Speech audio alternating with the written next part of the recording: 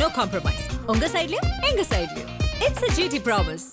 GT Holidays, South India's #1 travel brand. ஆச்சி மசாலா. எந்த சமையலும் ருசி தேடும் ரகசியம் 20 ரூபாய். எஸ், வீடு, ஸ்கூல்ஸ், ஹோட்டல்ஸ், ஸ்டோர் ரூம் இங்கெல்லாம் பார்ட்டிஷன் வால் கட்டணும்னாலும் இப்போ பில்டிங் ஓனர்ஸோட first choice Renocon Rapid Wall Panels. நாம் தமிழர் கணக்கில் எடுத்துக்கோங்க. நான் அதுதான் ரொம்ப முக்கியமா தமிழ் தேசியம் நாம் தமிழர் ரொம்ப தப்பு பண்றீங்க பாரிசாலன். என்ன இல்ல ஒரு தமிழ் தேசிய அரசியல், ஒரு தமிழ் தேசியவாதி நீங்க வந்து ஒரு தமிழ் தேசிய கட்சியை அங்கீகரிக்காமல் நீங்க அதுக்கு எதிரான மனநிலையை உருவாக்குவது வந்து அது நல்லதா? அதாவது சிக்கந்தர் மலை அந்த பிரச்சனை வந்துச்சுல, ஆமா, திருப்பரங்குன்றம் இதுல வந்துட்டு அந்த சிக்கந்தர் சமாதியை வந்து இடிக்கணும், அங்க போய் நாங்க விளக்கேற்றணும்னு சொல்லிட்டு பாஜக பிரச்சனை பண்ணிட்டு இருந்துச்சா? அதை யாரு முன்னின்று பண்ணிட்டு இருந்தது? பிஜேபி தான் பண்ணிட்டு. அது யாரு அந்த குறிப்பிட்ட லீடர்? யாரு? ராம ரவிக்குமார், இந்து தமிழர் கட்சி. இப்ப அவரோட சீமானுக்கு என்ன வேலை? அவரோட எங்க சீமானுக்கு எதுக்கு அவரோட கோயிலுக்கு போறாரு? ராம ரவிக்குமாரோட போய் கோயிலுக்கு பூஜை பண்ண வேண்டிய அவசியம் என்ன? கோயில்ல சாமி கும்பிட வேண்டிய அவசியம் என்ன? ஒருவேளை அது காமாட்சி அதான் சங்கரமட கிளை பிரிவுல போயிட்டு நீங்க ஏன் போயிட்டு அதெல்லாம் பண்றீங்க? இதுதான் உங்க இதுதான் நம்பகத்தன்மையை. அவர் ஒரு வழிபாட்டு உரிமை அவருக்கும் இருக்குல்ல, பண்ணலாம் இல்ல? ஏன் இங்க எது தமிழர் வழிபாடுன்னு நினைக்கிறீங்க? எது தமிழர் வழிபாடு? முருகனை தான் வழிபாடுறாரு. முருகன் முப்பாட்டன் யார் சொன்னது? முருகனை தமிழ்ல கடவுள் சொன்ன முப்பாட்டன் யார் சொன்னது? முருகனை தமிழ்ல வழிபடுறது தான் தமிழர் வழிபாடு. ஆமா, தமிழ்ல தான் வழிபடணும்னாரு. எங்க அங்கயா? எங்க திருச்செந்தூர்ல தமிழ்ல போடுங்க மந்திரம் ஓதுங்கன்னு சொன்னாங்கல்ல. திருச்செந்தூர் விடுங்க. இன்னைக்கு போன சங்கர மடத்துடைய கிளை பிரிவாக இருக்கக்கூடிய ஒரு முருகன் கோயில்ல போயிட்டு, அது முருகன் கோயில் கூட கிடையாது, ஸ்கந்த கோயில். அந்த ஸ்கந்த கோயிலுக்கு போயிட்டு எதுக்கு வழிபடணும்? இந்த ஃபோட்டோஸ் வந்துச்சுல்ல, இதெல்லாம் தேர்தலை பாதிக்கும்னு அவர் யோசிக்கலையா? யோசிக்கலையா? ஒவ்வொரு அரசியல்வாதிகளும் பார்த்து ஒரு விஷயத்தை செய்யும் பொழுது நான் என்ன வேணாலும் செய்வேன், எப்படி வேணாலும் நியாயப்படுத்துங்கடான்னு சொல்லிட்டு உட்காந்துருந்தா எப்படி தேர்தலில் நிற்க முடியும்? எப்படி ஜெயிக்க முடியும்? எப்படி நம்பகத்தன்மை பெற முடியும்? சொல்லுங்க நீங்களே. இட்லி கடைக்கு ரிவ்யூ கொடுத்துட்டு இருந்தா எப்படி நம்பகத்தன்மை வரும்? இட்லி கடை யார் எடுத்தது? அது தனி பாட்டுங்க. நீங்க அதை கொண்டு வந்து அரசியல் எல்லாமே அரசியல் தாங்க. எல்லாமே அரசியல் தான். தமிழ்நாட்டு அரசியல்ல இன்னைக்கு கடுமையா உழைத்த தலைவன் தான் சீமான். அது உண்மைதான். அவருடைய உழைப்பை நீங்க பால்படுத்துறீங்க. நான் என்ன சொல்றேன் மாதேஷ், அங்க நான் வர வழியில ரோட்ல ஒருத்தர் வந்து கட்டட தொழிலாளர் இருந்தாரு. உங்களை விட அவர் தான் கடுமையான உழைப்பாளர். உங்களை விட அவருக்கு சம்பளம் அதிகமாக கொடுங்கன்னு உங்க நிர்வாகத்திட்ட பேசுங்க. போங்க போய் பேசுங்க. ஏங்க பேச மாட்டீங்க? உங்களை விட நானும் பாக்குறேன், வேறு திருத்து வேலை பாக்குறாரு, கல்லு சுமக்கிறாரு. நீங்க ஜாலியா உட்காந்துட்டு ஏசியில் உட்காந்து பேசிக்கிட்டு இருக்கீங்க. ஆனா உங்களை விட அவர் கம்மியான சேலரி தான் வாங்குறாரு. பாவம், ரொம்ப நேரம் வளர்ச்சா 700 ரூபா தான் வாங்குறாராம்.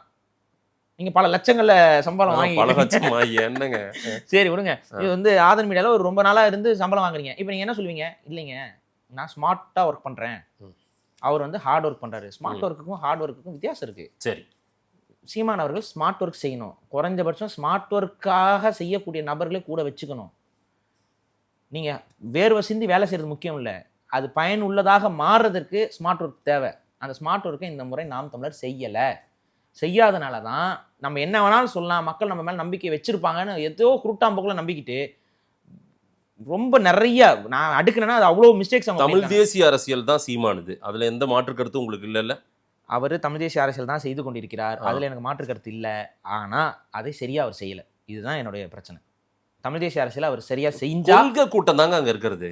அவர் கூட இருக்கிறது 4% இருக்கு. இப்ப 4% கொள்கை கூட்டம் தான், மாற்று கருத்தே இல்லை எனக்கு. நாம் தமிழர் முழுமையாக நம்பக்கூடிய 4%. அந்த 4% வச்சு நீங்க என்ன பண்ணுமோ பண்ணுங்க. அது போதுமா நமக்கு? நீங்க இருங்க. அந்த தமிழ் தேசிய அந்த கோட்டைக்கு மேல நீங்க வந்து கல் எறியறதும், அதை போயிட்டு நீங்க அந்த கல்லை உருவுறதும், அதை சரிக்கிறதும், அந்த வேலையை நான் என்ன சொல்றேன்னா, அந்த கோட்டைக்குள்ளே நான் இல்ல, புரிஞ்சுக்கோங்க. இல்ல, நான் எனக்கான தமிழ் தேசியத்தை தான் உருவாக்கிட்டு இருக்கேன். அதுவும் தமிழ் தேசியம் தான். அதுதான் ஓட்டு அரசியல் சாதித்த தமிழ் தேசியம். சீமான் அவர்களுடைய தமிழ் தேசியம் என்பது ஓட்டு அரசியல்ல பங்கு பெற்ற தமிழ் தேசியம், சாதித்த தமிழ் தேசியம் அல்ல, பங்கு பெற்ற தமிழ் தேசியம். எழுச்சியை உருவாக்கிய தமிழ் தேசியம். எழுச்சியை உருவாக்குனார், அதுல எல்லாம் மாற்று கருத்து இல்ல, அதுல எனக்கு மாற்று கருத்து கிடையாது. ஆனா அவர் அந்த எழுச்சியை அவரே வீணாக்கி கொண்டிருக்கிறார். அவ்வளவுதான் விஷயம். இந்த முறை அதிகாரத்துக்கு போறதுக்கான வாய்ப்புகள் இருந்தது, சுட்டி காட்டணும். கூட்டணி முடியாதுன்றாருங்க, அவரு வேண்டான்றாரு. அப்ப அதிகாரம் வாய்ப்பே இல்லைங்க. நான் இல்லைன்னா என் பையன் என் பேரன் ஸ்கூல்ல இருக்கான், வரட்டும், அந்த அமெரிக்கன் ஸ்கூல்ல தானே வரட்டும், வந்து படிக்கட்டும், வந்து கட்சி நடத்தட்டும். அவர் பையன் தானே வருவாரு. என் உதிரத்தில் பாதி அவருக்கு தான் என் கட்சியில் பாதின்னு சொல்லுவார் நாளைக்கு. அதை நியாயப்படுத்துவீங்க? குடும்ப அரசியல் இது மாதிரி வேற யாராவது நியாயப்படுத்த முடியுமா? சொல்லுங்க. என் வாழ்க்கையில் பாதி, இதெல்லாம் வந்து மக்கள் மத்தியில் நம்பகத்தன்மை ஏற்படுத்தும். நீங்க நம்பிக்கிட்டு இருப்பீங்க. நீங்க நம்புங்க. நான் என்ன சொல்றேன், தயவு செஞ்சு அப்படியே நம்பி வாழ்ந்துட்டு இருங்க. ஆனா அது உங்களுக்கு பெரிய பின்னடைவை ஏற்படுத்தி கொண்டே இருக்கு. பெரிய பின்னடைவு. இப்பதான் விஜய் விஷயத்திலையும் காங்கிரஸ் ரெண்டும் சேர்த்து நீங்களே ஒரு அரசியலை இதை செய்யுங்க, இதை முன்னெடுங்கன்றீங்க. இதுக்கு முன்னாடி செஞ்சதை இன்னைக்கா செய்யுங்க அப்படின்றீங்க. சரிங்களா? அதையும் கொள்கையா இது பண்ணுங்கன்றீங்க. ரைட்டு. அவங்கள போயிட்டு நான் இது இப்படிதான் இருக்கும், இதுதான் பண்ணணும், இதை பண்ணக்கூடாது. ஏங்க அவருக்கு போய் நம்ம கத்து கொடுக்கணுமா என்ன சீமானுக்கு? சீமானுக்கு அரசியல் பாரிசாலன் பேசுற தமிழ் தேசியமும் சீமான் அதை விட 3 மடங்கு தமிழ் தேசியம் நல்லாவே பேசுவாரு. அப்படிலாம் நீங்க நம்பிட்டு இருந்தா நம்புங்க. சீமான் வந்து ஈவேராவுக்கு வீரவணக்கம் அடிச்சிட்டு இருக்கும்போது அந்த ஈவேராவை மதிக்காத தமிழ் தேசியவாதியான பாரிசாலன் அந்த கட்சியில இருந்து நகர்த்தப்பட்டான், வெளியேற்றப்பட்டான், முதுகில் குத்தப்பட்டான். தெரிஞ்சுக்கோங்க. சும்மா இந்த மாதிரி ஏன்னா சில பேர்லாம் பாரிசாலன் துரோகம் செய்து விட்டார் நாம் தமிழருக்கு. துரோகம்னா கூட இருந்து செய்யறதுதான் துரோகம். நான் என்னைக்கு நீ கூட வச்சுக்கிட்டேன் நான் உனக்கு துரோகம் பண்ணிட்டேன்? சொல்லுங்க மாதேஷ். நீங்க ஒரு எத்தனை காணொளிகள் எத்தனை வருஷமா பேசிட்டு இருக்கேன். நீங்க எத்தனை வருஷமா இருக்கும் நான் சொல்றேன். என்றாவது ஒரு நாள் பாரிசாலன் நாம் தமிழர் கட்சியில் இருந்தப்ப ஒரு ஊடகத்துல என்ன காட்டப்பட்டிருக்காங்களா? சொல்லுங்க. இல்ல. ஏன் இல்ல? நான் சொல்லவா? அழைப்பு கொடுத்தாலும் கூட அனுப்பாதீங்கன்னு சொல்லி தடுத்த கட்சி நாம் தமிழர் கட்சி. இல்ல அன்னைக்கு பெரிய அளவுக்கு ஊடக அங்கீகாரமும் நாம் தமிழருக்கு இல்லாம இருந்துச்சு. அப்ப எனக்கு அழைப்பு வந்துச்சுல. அப்ப பாரிசாலன் வாங்க பேசலாம்னு சொல்லிட்டு ஒரு பிரபல ஊடகத்துல இருந்து அழைப்பு வந்ததுக்கு அந்த ஊடக அலுவலகத்துக்கே போன் பண்ணி பாரிய கூப்பிடாதீங்க, வேற ஆள அனுப்புறோம்னு சொல்லி அனுப்பி விட்டா நடந்துச்சா இல்லையா? கடந்த கால கதை தெரியாதவன் தாங்க இதை பேசிட்டு இருக்கான். கடந்த காலம் இவனுக்கு என்ன தெரியும்? ஈவே ராமசாமியை வந்து சீமான் எதிர்க்கிறான்னு பேசிட்டு இருக்காங்க. ஈவே ராமசாமி அவர்களை சீமான் எதிர்க்க வைப்பதற்கு நாங்கள் பட்ட பாடு எங்களுக்கு தான் தெரியும். சொன்னாரா இல்லையா? ஈவேராவை எதிர்ப்பதற்கு நான் கட்சி தொடங்கவில்லை, இங்க வந்துகிட்டு ஈவேராவை எதிர்த்தால் கட்சி காரி உமிழ்ந்துரும்னார்ல. ஏன் உங்களை இன்னைக்கு உமிழல உங்க கட்சி? சொல்லுங்க. ஏன் அன்னைக்கு எங்களை வந்து உமிழ்ந்துருவீங்க? உமிழ்ந்தீங்கல்ல, காரி உமிழ்ந்தீங்கல்ல. அந்த கருத்துல எனக்கு உடன்பாடு இல்லை. ஆனாலும் நீங்க பெரியார் இன்னைக்கு கடுமையான விமர்சனங்களை வைக்கிறாரு. நீங்க வெஸ்ட் பெங்கால்ல போய் அங்க போயிட்டு நீங்க சுபாஷ் சந்திர போஸையோ இல்ல கேரளாவில போயிட்டு அங்க போயிட்டு பெரும் தலைவரை எல்லாம் விமர்சிச்சுட்டு அங்கெல்லாம் இருந்துட முடியாது. ஆனா அங்க பெரியார் விமர்சிச்சு இங்க எந்த அளவுக்கு அரசியல் பண்ணிட்டு இருக்காரு சீமான். நீங்க என்ன எதிர்பார்த்தீங்களோ அந்த அரசியல் நடந்துட்டு அது உடன்பாடு இருங்க. அந்த இடத்துக்கு வந்திருக்காருல்ல, அன்னைக்கு அப்படியே என்ன ஒதுக்குனீங்க? சொல்லுங்க.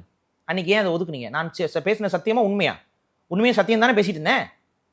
இன்னைக்கு தான் உங்களுக்கு புரியுதா? சரி, கண்டிநாயகர் ராவண படம்னு எடுத்த ஒரு காரணத்துக்காக தானே அனுப்புனீங்க. அதுக்கப்புறம் நீங்க மனசாட்சி தொட்டு சொல்லுங்க. அதே கண்டிநாயகர் ராவண படத்தை நியாயப்படுத்தி பேசல.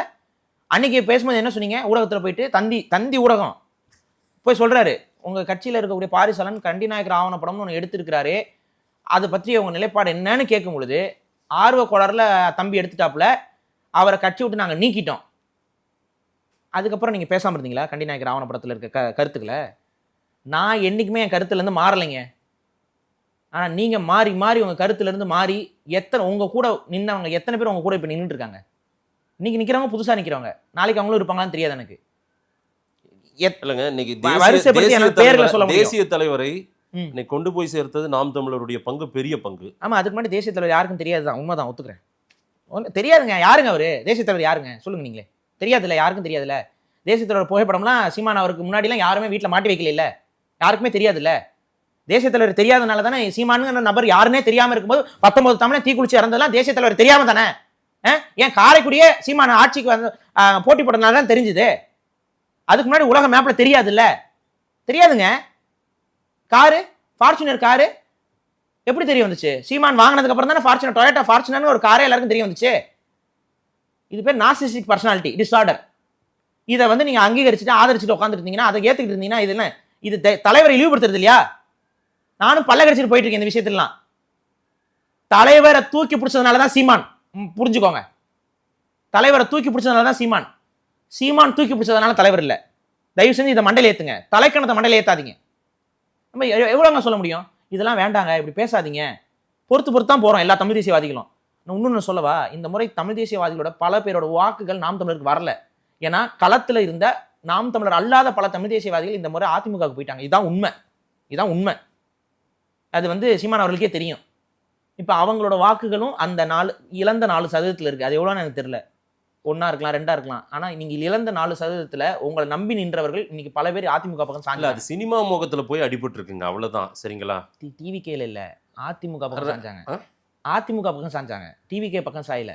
பல தமிழ் தேசிய இயக்கங்கள் கூட்டம் நடத்தி அதிமுக வாக்குகளை சொல்றேன் அதிகமா கேளுங்க. கபலீகரம் பண்ணி தான் ஒரு 38 பல லட்சம் தமிழ் ஈனுங்க, பல தமிழ் தேசிய அமைப்புகள் கூட்டம் நடத்தி இந்த முறை நம்ம ஆதரவு அதிமுகவுக்கு கொடுப்போம்னு சொல்லி கூட்டம்லாம் நடத்திட்டு இருந்தாங்க.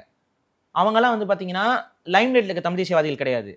அந்த இந்த மாதிரி விவாதங்கள் ஊடகங்கள் அவங்கெல்லாம் என்னன்னா அவங்க குடும்பங்கள் அவங்க இதுல வந்து இன்ஃப்ளூயன்ஸ் பண்ணக்கூடிய தமிழ் தேசியவாதிகள். ஒரு கணிசமான வாக்கு அவங்க கிட்ட இருக்கு. மேபி ஒரு 1/2% கூட இருக்கலாம். ஆனா அந்த 1/2% உங்களுக்கு இந்த முறை வரல.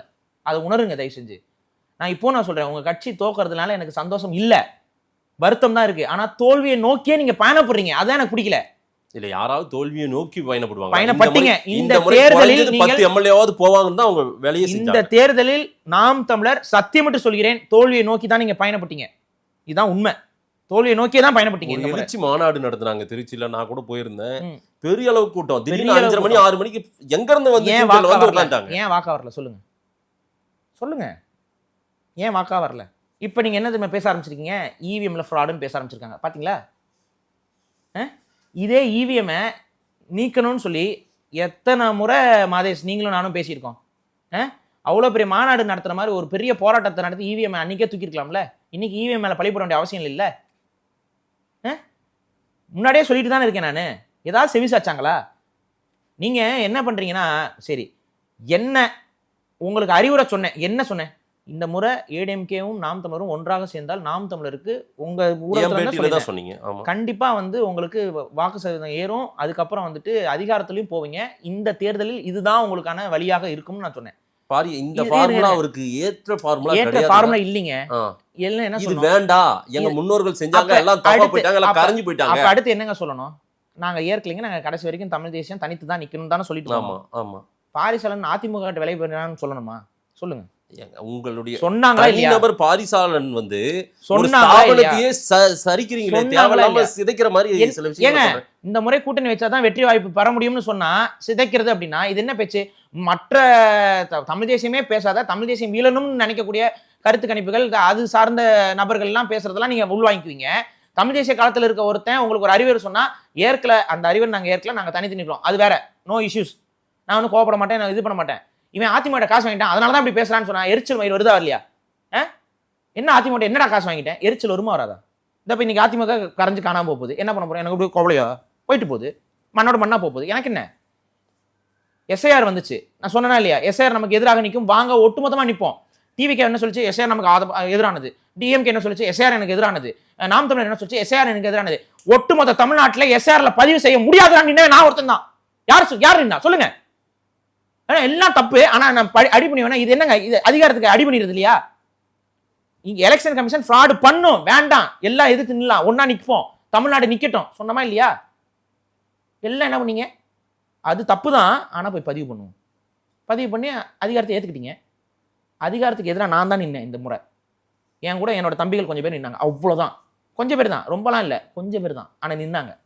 அந்த கொஞ்சம் பேர் எனக்கு போதும். உண்மை நேர்மையாக ஒரு 10-15 பேர் வச்சு நான் காலத்தை ஓட்ட முடியனால தமிழ் தேசத்தை நோக்கி எப்படியாவது புஷ் பண்ணி. ஏன்னா வீரவணக்க பொதுக்கூட்டம் நடத்தின உங்கள் கட்சியை ஈவேராவை தூக்கி எறிய வச்சிருக்கேன்ல, ஏதோ ஒரு விதத்தில் அதில் என்னுடைய பங்கு 0.5% இருக்கும்.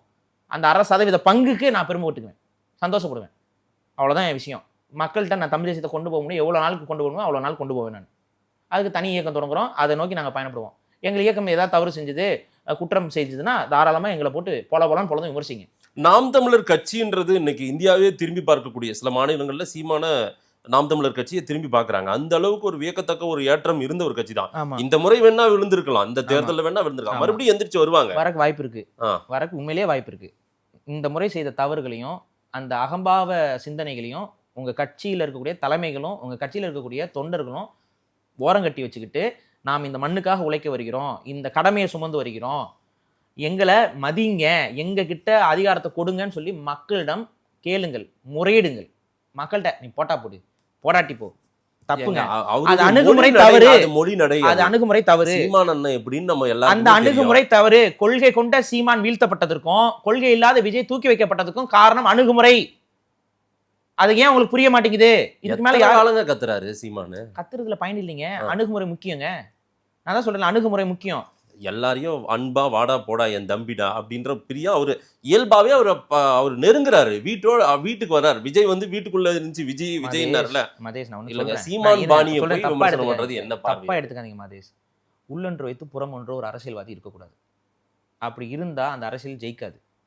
அப்படி இருந்தா துரோகத்தால் திரும்ப திரும்ப திரும்ப திரும்ப நாசமா போயிடும் நம்ம. இப்போ நான் என் மனசுல என்ன படுதோ அதைத்தான் நான் எல்லா பக்கமும் பேசுறேன். சில நேரங்கள் நம்மளோட கணிப்புகள் தவறாகலாம், சில நேரங்களில் சரியாகலாம். ஆனா என் மனசுல படுறதுக்கு உண்மையா நான் பேசிக்கிட்டு இருக்கேன். அந்த மாதிரி இவங்க இருக்காங்களா சொல்லுங்க. ஒரு பக்கம் விஜயை தம்பினாரு, மறுபக்கம் அவர் கட்சியில் இருக்க ஒரு பொறுப்பாளர் விஜயை எவ்வளோ திறந்தாலும் திட்ட முடியுமோ திறந்தாலும் திட்டினாரு. இது இவருக்கு தெரியாம வருதுன்னா இவரோட லீடர்ஷிப்பை கொஸ்டின் பண்ணும். அப்ப தெரிஞ்சே வருதுன்னா முன்னாடி சிரிக்கிறீங்க பின்னாடி குத்துறீங்கன்னா இது என்ன மாதிரி நடைமுறை மாதிரி? இது சரியான கேரக்டர் நீங்க நம்புறீங்களா? இது தப்பாக தான் மக்கள் மத்தியில் பார்க்கப்படும், தப்பாக தான் பார்க்கப்படும். உங்களோட நீங்கள் உருவாக்கியிருக்க ஐடிவிங்கெலாம் என்னென்ன பதிவுகள்லாம் போட்டிருக்காங்கன்னு போய் பாருங்க. இதெல்லாம் சீமான் அவர்களுக்கு தெரியல. மேபி ஐடிவிங்கில் நடக்கிறதே தெரியாமல் இருக்கலாம். ஆனால் தயவுசெய்து நாங்களாம் சொல்கிறோம்ல, கொஞ்சம் போய் என்னன்னு விசாரிச்சு பாருங்க. எவ்வளோ ஒருமையில், எவ்வளோ அசிங்கமாக, எவ்வளோ ஆபாசமாக, தனி மனித தாக்குதல், குடும்ப தாக்குதல், இப்படி செய்கிறவன் தலைவரோட ஃபோட்டோ வச்சுருப்பான். எவ்வளோ ரத்தக்கண்ணீர் வடிக்கும் தெரியுமா எங்களுக்கு?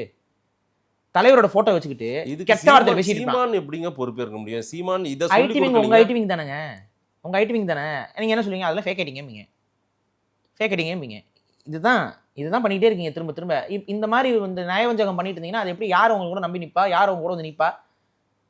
பல தமிழ் தேசியவாதிகள் உங்களை ஒதுங்கி போறாங்கன்னா காரணம் என்ன? நீங்க திமுக, அதிமுக, டிவிகே இவங்களெல்லாம் வேற ஒரு இடத்துல வச்சு பாருங்க, அவங்க பார்த்துட்டு தான் இருக்கீங்க. ஆனா நாம் தமிழர் உங்க வீட்டு கட்சி மாதிரி. அது இன்னைக்கு வேணா நீங்க வெளியே நிக்கலாம், சரி, அது உங்கள் கொள்கை பேசுற கட்சி அது, சரிங்களா? சரி, அந்த கட்சிக்கு வலு சேர்க்கும் விதத்தில் பேசலாம் கூட பரவாயில்ல. நான் பேசுறது வலுதான் சேர்க்கும். நான் பேசுறது படி நீங்க நடந்தீங்கன்னா நீங்க எப்படி எங்க போறீங்கன்னு மட்டும் பாருங்க. நீங்க அதை ஊதாசீனப்படுத்திட்டு போறதுனால தான் இப்ப இங்க பிரச்சனை. நான் சொல்றேன்ல, ஒழுக்கமான ஐடிவிங்க ஃபார்ம் பண்ணுங்க. நான் சொல்றேன், வாய் தவறும் கூட அவச்சொல் பேசாத ஒரு ஐடிவிங்க ஃபார்ம் பண்ணுங்க. மரியாதையாக கருத்தியலை முன்வைக்கக்கூடிய ஒரு ஐடிவிங்க ஃபார்ம் பண்ணுங்க. ஆயிரக்கணக்கான இளைஞர்கள் உங்கள்கிட்ட அந்த மாதிரியான இளைஞர்கள் இருக்காங்க. நல்ல தங்கம் சொக்கத்தங்க இளைஞர்கள் இருக்காங்க, இல்லையே நான் சொல்லலை. அந்த மாதிரி ஒரு ஐடிவிங்க ஃபார்ம் பண்ணுங்க. உங்க வளர்ச்சி எங்க போகுதுன்னு பாருங்க. தமிழர்கள் மீது வெறுப்பவும் இல்லாம அவங்க சொல்ற கருத்துக்களை உள்வாங்கி விருப்பம் இல்லைன்னா அந்த கருத்துல உடன்பாடு இல்லைன்னு சொல்லிட்டு மட்டும் கடந்து போங்க. அடுத்து உங்க மேல கருத்துக்கள் எப்படி வருதுன்னு பாருங்க. யாருக்குங்க கோவம் வரும்? நீங்க நல்ல மதிப்போட நடந்து கொண்டால் யாருக்குங்க உங்க மேல கோவம் வரும்? அந்த அடுத்தவர்களை மதிங்க, அடுத்தவர்களை மதிப்போட நடத்துங்க. மரியாதை உங்க மேல வளரும் தானா. அடுத்தவர்களை சகட்டு மீனிக்க விமர்சனம் பண்ணிட்டு சும்மா அறிக்கைகளை மட்டும் மரியாதையை போடுறது அது வீணுங்க. அது உங்க மேல நம்பிக்கை உருவாக்காது. அறிக்கையில மரியாதையா போட்டனே, இப்போ நேரில் சந்திக்கும் போது நான் மரியாதையா நடந்து கொண்டேனே அப்படின்னா, இந்த டிவிகே வேட்பாளர் ஒருத்தர், அந்த பிரபுன்னு ஒருத்தர் இருந்தார்ல காரைக்குடி, அந்த நபரை வந்து ஒரு குறிப்பிட்ட நபர் எவ்வளோ பேச முடியுமோ அவ்வளோ பேசினாப்லையா? உண்மையோ பொய்யோ அது எனக்கு தெரியல, பேசினாப்லையா? அதுக்கப்புறம் சீமான் அவர்கள் நேரில் சந்திக்கும் போது கட்டி அணைச்சிக்கிட்டாரு தான். ஆனால் இது வந்து இது ஆரோக்கியமான அரசியல் நீங்க சொல்றீங்கன்னா, இது நான் ஆரோக்கியமான அரசியலா பார்க்கல. அதுதான் சீமான் வந்து இது ஆரோக்கியம் இல்லை. ஆரோக்கியம்னா என்ன தெரியுமா? எதிரின்னு ஒருத்தர் சொன்னீங்கன்னா அவர் எதிரியா பார்க்கணும், நண்பர்னு ஒருத்தர் சொன்னீங்கன்னா நண்பரா பார்க்கணும், நியூட்ரலான ஒரு ஸ்டாண்ட்ல ஒருத்தர் வைக்கிறீங்கன்னா நியூட்ரலா பார்க்கணும். இதுல கிளியரா அரசியல் மாண்பு கூட நம்ம மக்களை குழப்ப கூடாது மாதேஷ். மக்களை குழப்பாத தலைவர்கள் தான் காலத்துக்கு நின்று இருக்கிறார்கள். மக்களை குழப்பிக்கிட்டு இந்த மாதிரி இருந்தீங்கன்னா உங்களோட நம்பகத்தன்மை உடஞ்சு போயிடும். இவ்வளவுதான் நான் சொல்றேன். நம்பகத்தன்மை இப்போ கொஞ்சம் சரிஞ்சிருக்கு. அதை நீங்க சரி செஞ்சுட்டு வாங்க, மகிழ்ச்சி. நிச்சயம் உங்களுக்கு ஒரு வாய்ப்பு இருக்கும், மக்கள் கொடுப்பாங்க. நேர்மையாக இருந்தால் அந்த வாய்ப்பு தானாக வந்து சேருங்கிறத நான் சொல்ற கருத்து. அதை தயவு செஞ்சு ஃபாலோ பண்ணுங்க. என்னவாகும் டிவிகே ஆட்சி? விழுந்துரும். 6 மாதம் இல்லை 1 வருஷம் மேக்ஸிமம். ஜாலியாக இருந்துக்கோங்க 1 வருஷத்துக்கு. அது ரொம்ப ஜாலியாக இருக்காதிங்க. போக்சோ வழக்கில் வேறு போட்டு உள்ளே தள்ளுறாங்க. ஒரு பையன் மாட்டிட்டான் அதுக்குள்ள, பார்த்தீங்களா? டிவிக்கு பொறுப்பாளர் போக்சோ வழக்கில் போகிறான் உள்ள, சின்ன பிள்ளைய இது பண்ணி. இந்த மாதிரிலாம் பண்ணிட்டு அலையாதீங்க, பெரிய அளவுக்கு அடி வாங்குவீங்க. தயவு செஞ்சு முடிஞ்ச வரைக்கும் இந்த 1 வருஷத்தை மக்களுக்கு எதாவது நல்லது செய்ய முடியுமான்னு பாருங்க. பெரிய கான்ட்ரவர்சியிலே மாட்டாதீங்க. பெரிய கான்ட்ரவர்சியில் மாட்டினா திமுக உங்களை காலி பண்ணி விட்டுரும். தமிழ்நாடு முதலமைச்சர் திரு ஜோசப் விஜய் அவர்களுக்கு உங்கள் பேட்டி வாயிலாகவே வாழ்த்து சொல்லுவோம். ஒரு தமிழனாக, பிறப்பால் தமிழராக உங்களை நான் வாழ்த்துகிறேன். ஆனால் நீங்கள் காங்கிரஸோடு நின்ற அந்த நொடியே உங்களுக்கு சாபம் வந்து சேருகிறது. இதுதான் என்னோட வாழ்த்து. மக்கள்கிட்ட கொடுப்போம். நேரம் கொடுத்து பேசியமைக்கு நன்றி பாரிசால். நன்றி.